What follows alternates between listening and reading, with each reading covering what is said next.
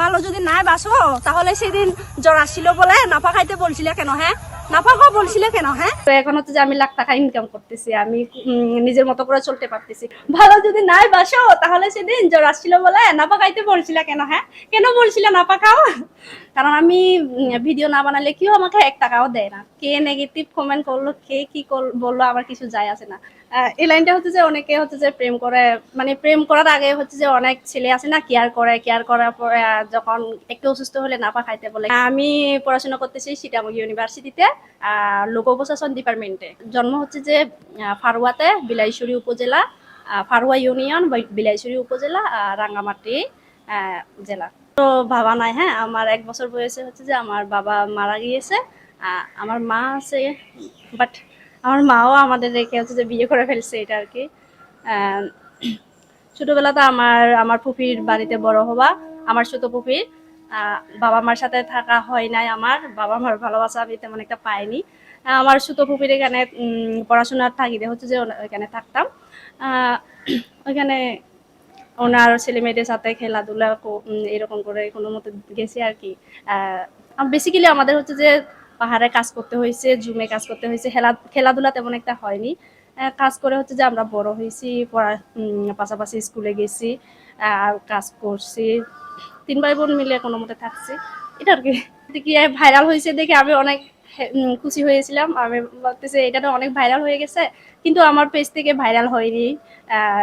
TikTok থেকে এটা viral হয়েছিল। পরে হচ্ছে যে ফেসবুকে দেখতেছি সব আমার ভিডিও, আমার ভয়েস।